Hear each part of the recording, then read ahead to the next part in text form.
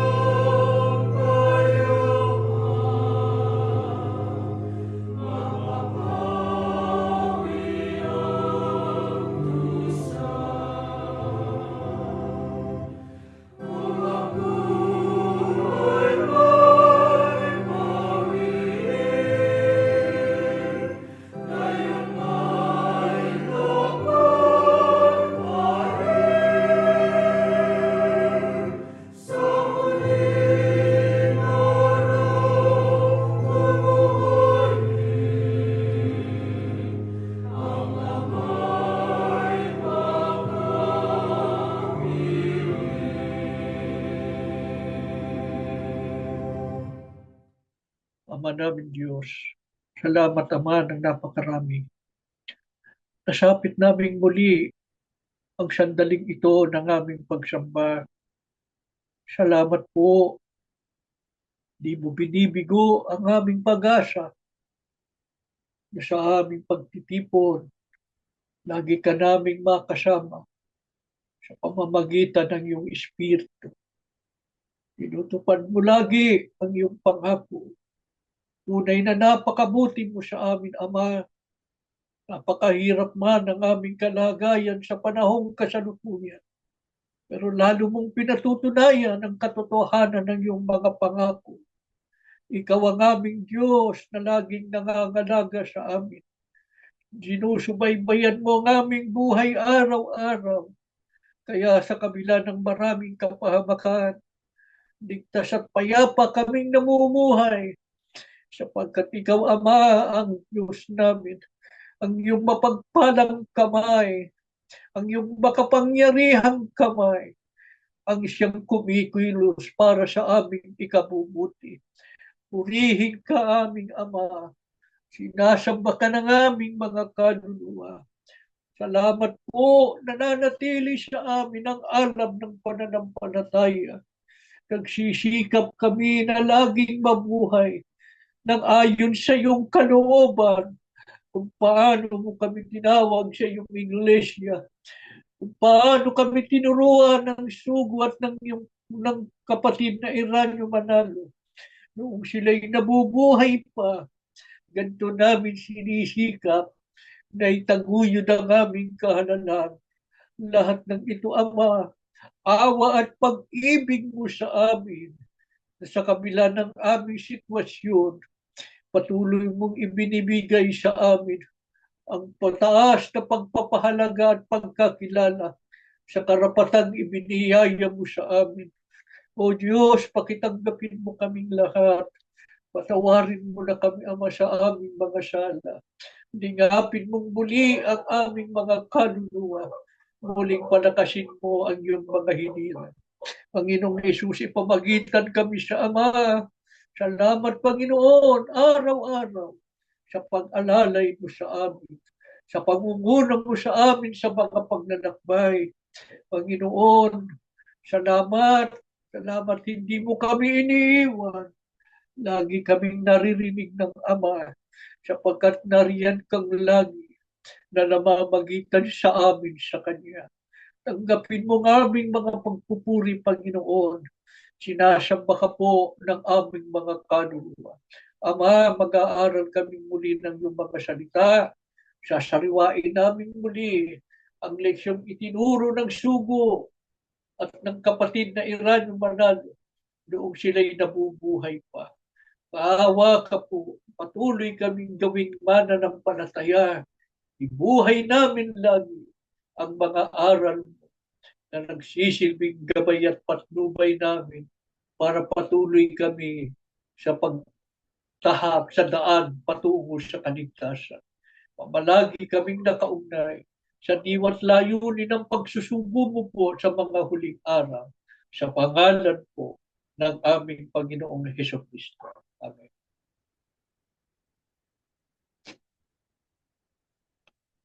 Mga mahal na kapatid, noong nabubuhay pa po ang kapatid na Iranyo Manalo, lagi nilang panawagan sa atin na mga kaanib sa iglesia na maging masigasig sa paglilingkod. Wala po silang tigil sa pagtuturo noon at pagpapaalaala sa atin. Makita sa atin ng Diyos ang lubos na pagsunod sa Kanya. Mabuhay ng matuwid at malakas ang buhay espiritual. Maaga po silang lagi sa pagpapalakas sa mga kapatid. Ano pat hinihimok na huwag tayong mapagtagumpayan ng mga nararanasan sa buhay na ito. Huwag maghina. Higit sa lahat ay huwag mawalan ng pag-asa. Walang tigil na ipinagugunita po nila sa atin noon na ang gusto ng Diyos sa atin na mga kaanib sa Iglesia ni Cristo ay matatag sa ating kahalalan sa lahat ng panahon ng ating buhay upang matiyak nating matatamo natin ang kaligtasan. Gaano po katiyak ang kaligtasan? Kaya makatwiran lamang na maging masigasig tayo sa ating pagka-Iglesia ni Kristo o sa ating kahalaman. Ang Panginoong Diyos at ang Panginoong Jesucristo ang unang naninindigan sa ating kaligtasan. Ano po ang katunayan? Paano po pinanindigan ng Panginoong Jesucristo ang kaligtasan ng mga hinirang niya? Sa Juan 6:38 hanggang 39, ang sabi ng Panginoong Jesucristo, ito ang kalooban ng nagsugo sa akin ang Diyos, na hindi ko maiwala ang isa man sa mga ibinigay niya sa akin, kundi ito'y buhayin muli sa huling araw. Sino po ang tinutukoy ng Panginoong Jesucristo na tinitiyak niyang hindi niya iwawala, kundi bubuhayin muli sa huling araw o sa araw ng paghuhukom? Sino ba ang pinangakuan niya na hindi pagtatagumpayan ng kamatayan sapagkat bubuhayin mag-uli sa araw ng paghuhukom? Sa Mateo 16:18, ang sabi ng Panginoong Jesucristo, itatayo ko ang aking iglesia at ang kapangyarihan ng kamatayan ay hindi magtatagumpay laban sa kanya. Paano natin makikilala ang iglesyang ito na tinawag ng Panginoong Jesucristo na aking iglesia? Ano po ba ang katangian ng iglesyang ito? Sa Roma 5:8 hanggang 9, ito ang napawalang sala sa pamamagitan ng dugo ni Kristo. Kaya ang sabi sa Biblia, lalong tiyak na maliligtas sa poot ng Diyos. Sino ba ang mga napawalang sala sa pamamagitan ng dugo ni Kristo? Alin ba ang tinubos o binili ng dugo ni Kristo kaya napawalang sala? Alam na po natin yan, mga kapatid, sa Gawa 20:28, sa salin ni Ginoong Labsa, ang Iglesia ni Kristo. Sa pakatwid, mga kapatid, ang Iglesia ni Kristo po ang tinutukoy ng Panginoong Jesucristo na hindi niya iwawala kahit isa. Hindi niya iwawala. Paano? Sila'y bubuhayin muli sa huling araw kasi mamamatay. Ang tao talaga ay tinakdaan ng Diyos ng kamatayan. Mayroong mga taong daratnan ni Kristo na buhay sa araw ng kanyang pagbabalik. Pero isang katotohanan, ang tao ay talagang mayroong kamatayan. Abutan man ng kamatayan ang Iglesia ni Kristo. Pagdating ni Kristo ay nasa libingan, ang sabi ng Panginoong Jesucristo, sila'y bubuhayin muli. Ano katumbas nito? Ang mga tunay na kaanib sa Iglesia ni Kristo, ang ililigtas niya sa araw ng paghuhukom mula sa puot ng Diyos. Ganito po pinanindigan ng Panginoong Jesucristo ang ating kaligtasan. Hanggat maaari, walang mawawala. Merong mawawala, pero hindi ang dahilan, nagkulang, hindi tinupad ng Diyos at ni Kristo ang kanilang pangako, kundi nasa kaanib yung diferensya. Kaya nawala dahil nagpabaya.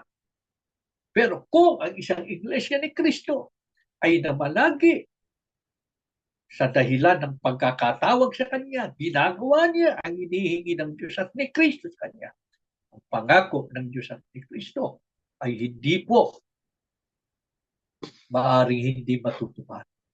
Sinabi ng Panginoong Jesucristo, hindi mawawala kahit isa. Sila'y bubuhayin muli sa huling araw.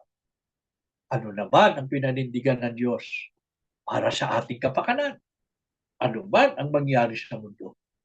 Sa Isaiah 51:6, ang sabi naman ng Diyos, mapapawi ba na tulad ng usok ang langit at lupa at ang mga tao'y mga mamatay? Ngunit, ang sabi niya, ang pagliligtas ko ay magpakailanman at ang aking katwiran ay hindi mawawakasan. Sino ang tinutukoy ng Diyos na pinangakuan niya rito ng kaligtasan sa araw ng pag-uko? Sa Isaiah 62:11-12, ang anak na babae ng Siyon. Ano pangako ng Diyos na ipinasasabi niya sa anak na babae ng Siyon? Ang sabi ng Biblia, inyong sabihin sa anak na babae ng Siyon, narito ang iyong kaligtasan ay dumarating. Ang Siyon po, ayon sa mga Bible scholars, ay tumutukoy sa Israel. Ang Iglesia ni Kristo ay tinatawag din Israel sa pangako. Ang babae o dalaga ay tumutukoy naman sa Iglesia. Ang malinis na babae o dalaga ay tumutukoy sa tunay na Iglesia. Ang Iglesia ni Kristo. Yan ay nakasulat sa 2 Korinto 11:2. Alin kung gayon ang tinutukoy na anak na babae ng Siyon? Ang Iglesia ni Kristo sa mga huling araw na ating pinabibilangan. Ano pa ang katunayang ang anak na babae ng Siyon ay ang Iglesia ni Kristo sa mga huling araw? Tiniyak ng Biblia ang panahon ng pagtatanyag ng Diyos sa Kanya. Kailan ang sabi? Mga wakas ng lupa. Marami na po tayong pag-aaral tungkol sa panahong mga wakas ng lupa, mga kapatid. Ito ang panahon kapag malapit na ang wakas. Tinatawag din ito ng Biblia ng mga huling araw. So mga katuwid, sigurado po tayo na ang anak na babae ng Siyon ay ang Iglesia ni Kristo sa mga huling araw na naging bunga ng gawain ng kapatid na Felix Manalo at itinaguyon ng kapatid na Hiranio Manalo. Ito po ang Iglesyang daratnan ng Panginoong Jesucristo sa kanyang pagbabalik. Hindi ito matatalikod kailanman. Ano ang ipinagpauna ng kapatid na Hiranio Manalo noong sila'y nabubuhay pa? Uumang ang pagtalikod. Subalit hindi po magtatagumpay. Hanggat buhay kayo, tayo, lahat ng mga kaalib sa Iglesia ni Kristo na naninindigan sa katunan. Anong inspirasyon po ang iniwan ng kapatid na Hiranio Manalo na dapat nating panaligan at panindigan? Ang sabi nila, isasaayos ng Diyos sa takdang panahon ang lahat ng bagay sa Iglesia. Kaya ano po ang mahalagang dapat gawin natin para huwag tayong maakit ng hidwang pananampalataya? Buong tiyaga nating hintayin ang pagkilos ng Diyos kasabay ng walang tigil na pagpapanata. Ito ang tunay na kahulugan ng ganap na pagtitiwala sa kapangyarihan at pangako ng Diyos. Ang tunay na nagtitiwala sa Diyos at siyagang naghihintay sa katuparan ng kanyang mga pangako. Tandaan natin mga kapatid, di lamang po ang Panginoong Jesucristo ang nanindigan sa ating kaligtasan, kundi higit sa lahat ang Panginoong Diyos. Anong paninindigan ng Panginoong Jesucristo sa ating kaligtasan? Ang sabi niya, ito ang kalooban ng nagsusuko sa akin na hindi ko maiwala ang isa man sa mga ibinigay niya sa akin, kundi ito'y buhayin muli sa huling araw. Ano naman ang paninindigan ng Diyos sa ating kaligtasan? Ang sabi ng Diyos, mapapawi man tulad ng pusok ang langit at lupa at ang mga tao'y mga mamatay. Ang pagliligtas ko ay hindi ay magpakailanman at ang aking katwiran ay hindi mawawakasan. Sabi pa ng Diyos, ang iyong kaligtasan ay dumarating. Ganito po katiyak ang kaligtasan ipinangako sa atin ng Diyos at ng ating Panginoong Jesucristo. Ano naman ang inaasahan ng Diyos sa atin? Yayamang pinatunayan niya ang katapatan niya sa kanyang pangakong pagliligtas. Sa Hebreo 10:23 at 25, sabi ng Biblia, magpakatatag tayo sa ating pag-asa at huwag nang mag-alinlangan pa sapagkat tapat ang nangako sa atin. Paano natin patutunayan na tayo matatag sa ating pag-asa? Sino ang matatag sa pag-asa? Ang sabi, huwag nating kaliligtaan ang pagtalo sa ating mga pagtitipon. Lalo na ngayong nakikita nating malapit na ang araw ng Panginoon. Yan ang araw ng pag-upo. Huwag nating kaliligtaan ng mga pagsamba.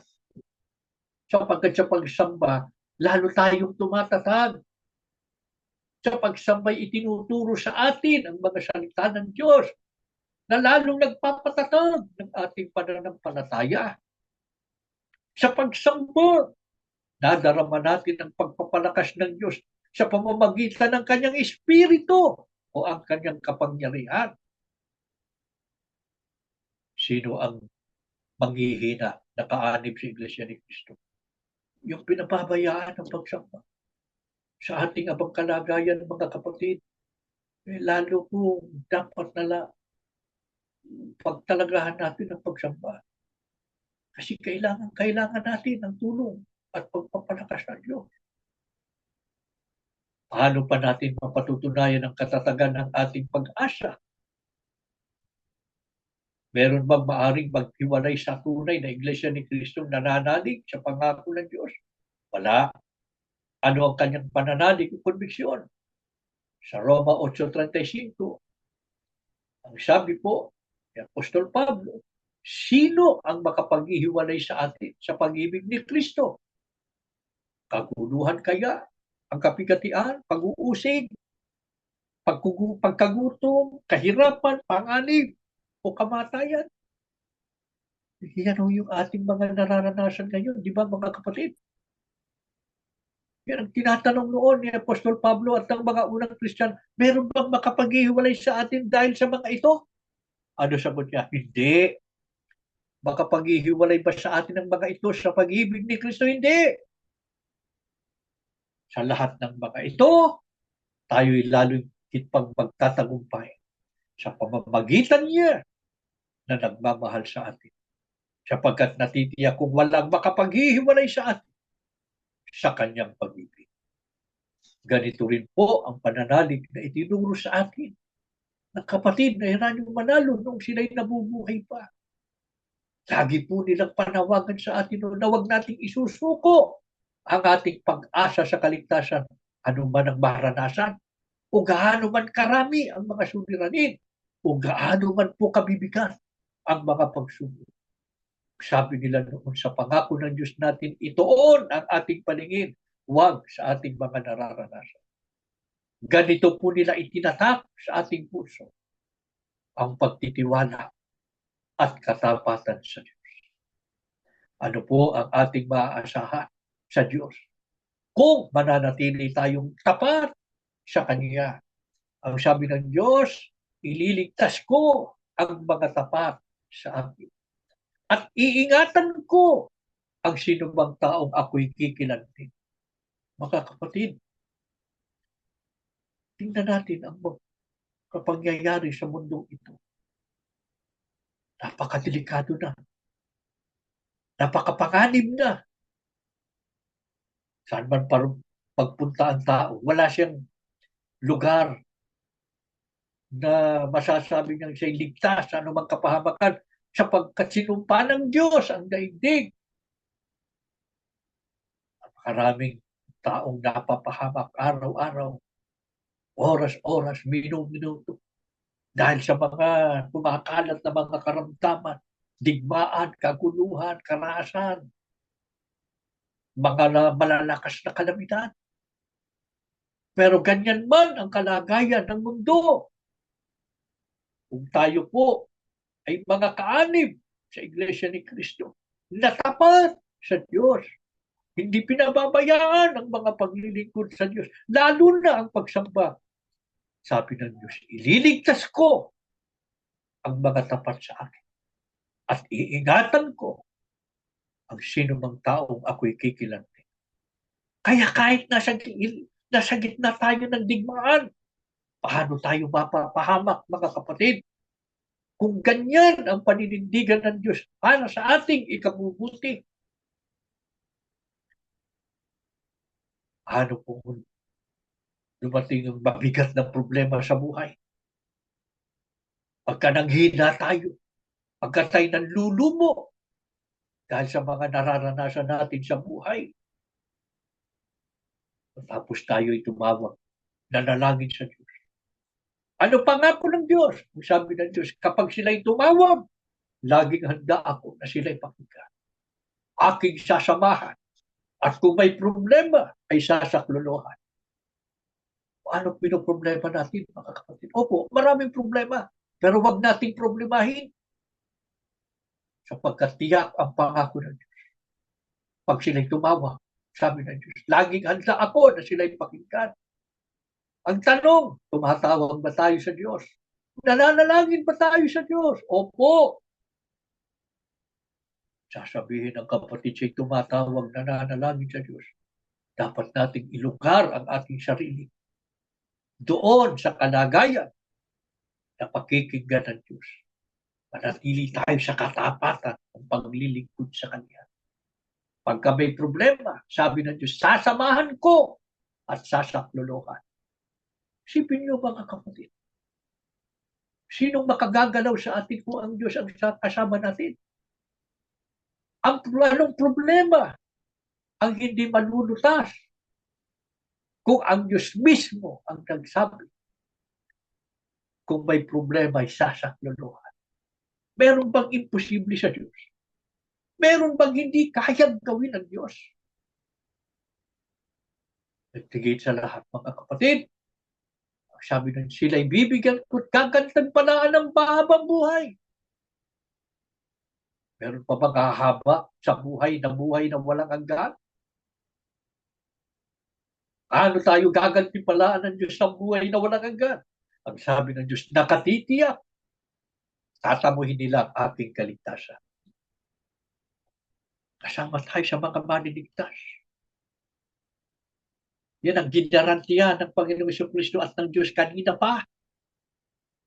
Sabi ng Panginoong Jesucristo, wala siyang iwawala kahit isa. Kundi bubuhayin niya tayo sa huling araw. Sabi ng Diyos, mapapahamak ang mga tao sa mundo, mga mamatay. Sisira ang mundo ito, ang langit at ang lupa. Pero mananatili magpakailanman ang kanyang pagliligtas sa atin. Mga kapatid, napakapalad natin. Opo, maaaring sa buhay na ito, hindi man katulad ng mga taong masagana ang buhay. Pero hindi naman tayo pinababayaan ng Diyos.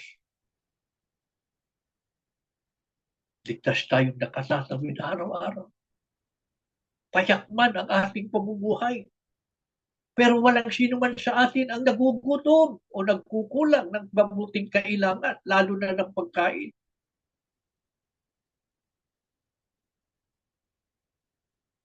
Higit sa lahat, mga kapatid, ang dating ng takdang panahon, magkakaloob sa atin ng Diyos. Ang buhay na walang hanggan, makapananahan tayo sa bayang banal, sa piling ng Diyos at ng ating Panginoong Jesucristo. Kung sa buhay na ito, kung dumarating sa minsan sa atin ang paghihina, lagi nating alalahanin ang pangako ng Diyos. Doon natin ituon ang ating paningin. At lagi tayong maging mapanalanginin para mamalagi po tayo. Matatag sa paglilingkod sa Kanya. Ano man ang ating paningin. Hindi naman niya tayo pababayaan. So sana mga kapatid, ang patuloy na itaguyod natin para mamalagi ang Diyos sa buhay natin. Tumayo kayo mga kapatid at tayo mananalangin. Ama namin Diyos, maraming salamat po. Tunay na napakabuti, Ama. Hindi mo kami pinababayaan sa buhay na ito. Opo, ang kalagayan namin mahirap sapagkat matindi ang pag-uusig. Laganap ang mga kaguluhan, ang mga kahirapan, ang mga kaligaligan, iba't ibang karamdaman na nagpapahina ng loob ng tao. Ngunit kami, Ama, nabubuhay kami sa ilalim ng iyong pangangalaga. Binabaka man namin ang mabigat na mga pagsubok, pero kami, Ama'y nadarama namin sa buhay ang pagmamalasakit at pag-ibig mo. Lalo naming napatunayan at nadama ang laki ng pag-ibig mo sa amin. lalo mong binatbat ng mga patotoo ang buhay namin. Nakita namin ang mga himala sa buhay namin. Mga gawa mo kung paano mo kami hinawakan. Hindi na kami hihiwalay sa iyo, Ama. Hindi kami titigil sa paglilingkod sa iyo. Hindi namin kailanman pababayaan ang pagsamba. Kahit anong hirap ang aming maranasan, kahit mabigat ang pagdadala ng buhay, lagi namin tataguyod ang paglilingkod sa iyo. At wag mo lamang kaming pababayaan, Ama. Patuloy mong dinggin ang aming mga panalangin. Laging matupad sa amin ang iyong mga pangako. Tulungan mo kaming manatiling pagtapat sa iyo.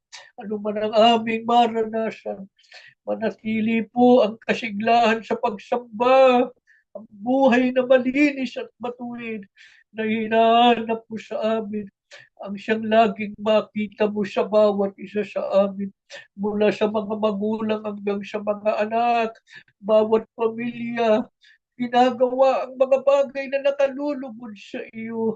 Patuloy na itinataguyod ang kahalalan, ipinagpapauna ang mga bagay na espiritual.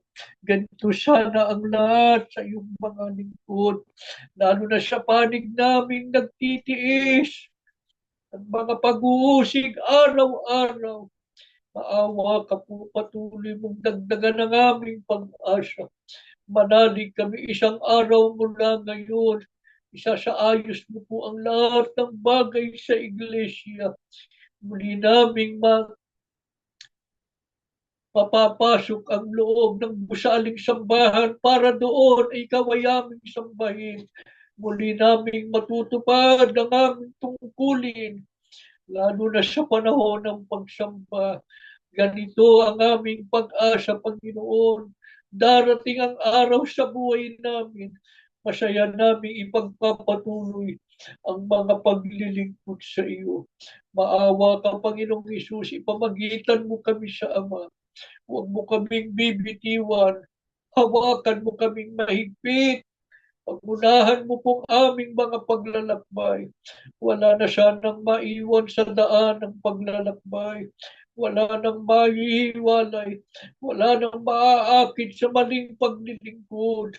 Kumbaga maaari ang mga kasama namin naglaho ang pananampalataya at bumaling sa maling paglilingkod. Bigyan mo pa ng pagkakataon na makapanumbalik. Hindi namin ipagkakasala. Muli namin silang makapiling sa tunay na mga pagsamba para kaming lahat ay magsama-sama sa buhay na iyong ipinangako, ang malwalhating buhay at pamumuhay doon sa bayang banal. Ama, hindi namin nalilimot idalangin ang mga kapatid namin patuloy na inuusig at ginigipit, lalo na ang pamilya ng kapatid na Eranio Manalo. Huwag mo silang pababayaan. Ingatan mo sila araw-araw. Ang kapatid natin, ipag-alingin sa kanyang karamdaman. Biyaya mo pa ang buhay at lakas. Ang mga nasa kulungan, maawa ka, Ama. Palayain mo na po sila upang makapiling na nilang muli ang kanyang pamilya. Ang mga nagtatago pa hanggang ngayon, huwag mo silang pababayaan.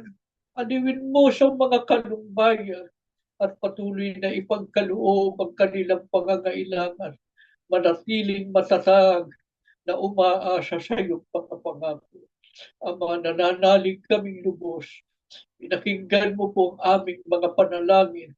Minasmasan mo kaming magkakapatid at sa dako pa roon ng aming mga paglalakbay. Pamamalagi ka po sa buhay namin. Sa pangalan po ng aming Panginoong Heso Kristo.